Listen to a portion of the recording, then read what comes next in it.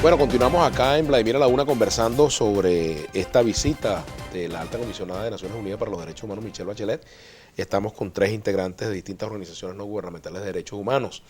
Precisamente dejamos pendiente un punto y es el de las sanciones, pero también la evaluación de los escenarios si, por ejemplo, ocurriera que el gobierno, decide no permitir más visitas de esta naturaleza porque considera que se trata de una manipulación en el orden político de la situación venezolana, ¿no?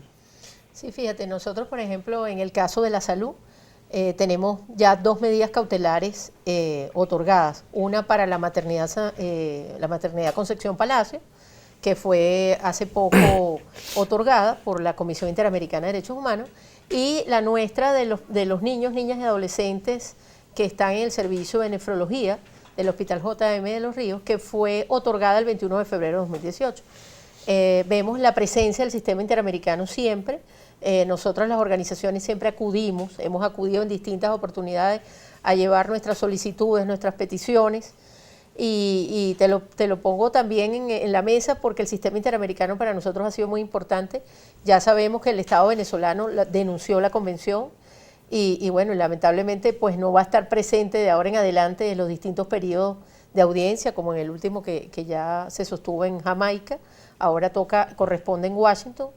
Y lamentablemente pues no va a estar presente, pero yo creo que la sociedad civil no puede abandonar los espacios. Nosotros vamos a seguir en el sistema interamericano, estamos ya casi todos, yo creo que hemos tenido de alguna otra manera también presencia en el sistema de Naciones Unidas.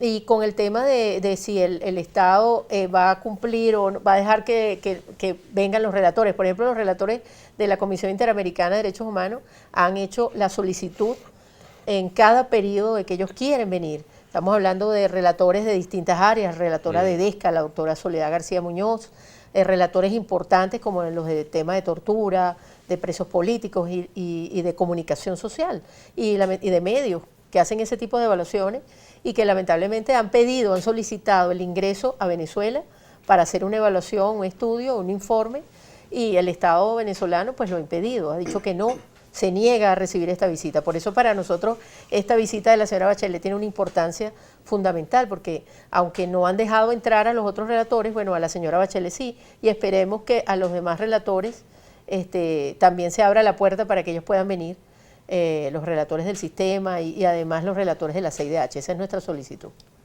Con el tema de las sanciones también, y me gustaría que abordáramos un poco ese punto, que ha sido el argumento, digamos, fundamental del gobierno para denunciar que es víctima de una agresión internacional y que no puede por ello cumplir con un conjunto de obligaciones que tiene el campo, como la salud, por ejemplo, sí, la educación, etcétera, la adquisición de insumos para el combustible, etcétera, etcétera, ¿no? Ahora, pero permíteme retomar el hilo con la posible... Con la primera parte. Sí, desconocimiento. Sí, estamos haciendo un escenario, claro, de los que ojalá no sea eso lo que ocurra, ¿no? Claro, pero yo creo que va a ser muy cuesta arriba para el gobierno desconocer los acuerdos. ¿Por qué? Porque su estrategia ha sido descalificar a la OEA, a la Organización de Estados Americanos, decir que bueno, los 35 países están en mi contra, etcétera, etcétera. Pero es muy difícil descalificar a todo el sistema de Naciones Unidas, es decir, a todo el mundo. Es decir, bueno, todos los países del mundo están equivocados, yo soy el que tengo la razón.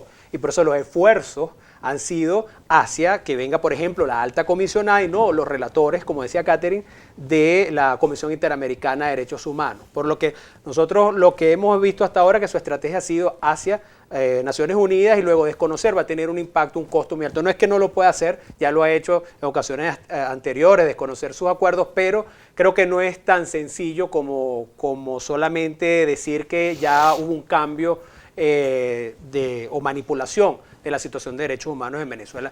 Tú bien lo dices, uno de los argumentos ha sido las sanciones, y lo dijo la propia alta comisionada en su rueda de prensa cuando se fue, dijo, las sanciones de 2019, o no dijo 2019, dijo, las sanciones petroleras pueden agravar la crisis preexistente. Entonces nosotros lo hemos dicho, de Provea tenemos una investigación publicada recientemente, hace al menos un mes, donde decimos, sí, las sanciones de 2019, que no son esas sanciones a individualidades, violadores de derechos humanos, sí pueden agravarse, pudieran empezar a ver los efectos de una crisis que ya existe, es decir, la emergencia humanitaria compleja.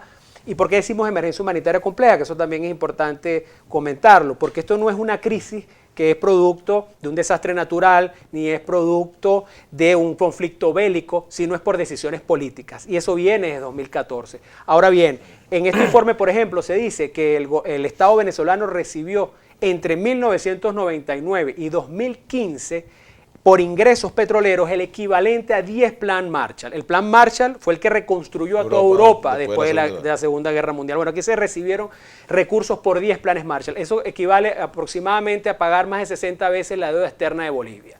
Entonces, ¿cómo decir ahora que es que hay un bloqueo que no ha permitido hacer, digamos, las inversiones y todo lo que tiene que ver y que nos ha llevado a esta emergencia humanitaria compleja? De manera que las sanciones es un argumento que puede servir ideológicamente, pero que se ha demostrado, y bueno, sí lo hemos dicho, reiteramos, nos preocupan las de 2019, las más recientes, pero que no son la causa, y así lo dijo la alta comisionada, la crisis es preexistente. Laura. Es correcto, es muy importante eso porque lo que yo te decía, pues realmente la crisis es causa del quiebre institucional. El quiebre institucional viene de que si tú empiezas a desconocer los órganos del Estado o a no tomar las decisiones como las debes tomar en cuanto, por ejemplo, tú me preguntabas, el defensor del pueblo y la fiscalía, eso le dijimos, ninguno de los dos está nombrado como debe ser nombrado según la Constitución. Y eso, ¿qué causa eso? Porque uno puede decir, bueno, ¿qué me importan todas esas formas? Es que eso tiene un impacto en que no hay separación de poderes, no hay control del poder. Y el control del poder, de hecho, lo dijo Maduro hace poco, dijo, yo controlo y yo manejo todos los churupos del país, todo el dinero de todos. Eso no es bueno.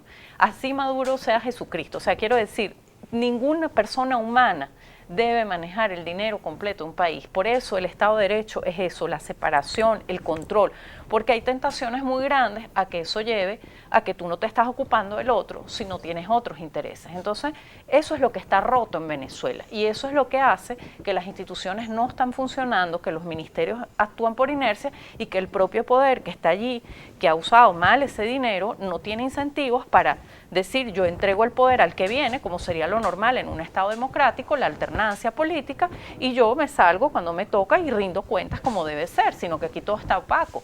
Y eso hace que nada funcione y estamos al punto de un colapso, porque también la causa es la desinversión y esta situación que los lleva a ese quiebre institucional y a esa emergencia humanitaria. Ella dijo, eso sí no nos gustó mucho, debo acotar, que en el discurso que hizo ahorita habló de situación humanitaria, una sola vez.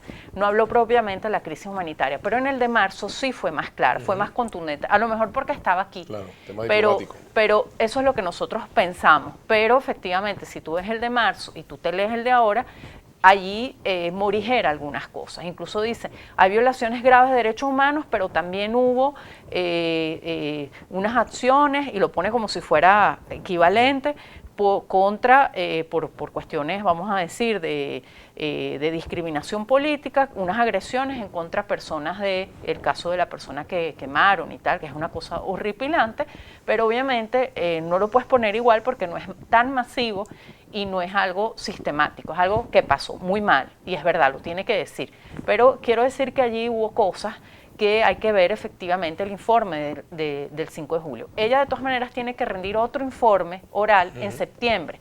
Entonces eso también nos da la continuidad de todo este proceso y lo que dice Carlos, el costo sería muy alto salirse de esto. Tenemos que hacer la pausa. Quiero precisar contigo, Catherine, al regreso, el tema del impacto de las sanciones económicas en el sector salud, que han hecho ya mención concreta, por ejemplo, de unos fondos que no permitieron que fueron retenidos y que no permitieron que se hicieran tratamientos a algunos de los niños que necesitaban el trasplante de médula. Me gustaría precisar eso porque creo que es un tema de mucha importancia también. Vamos a la pausa, ya regresamos.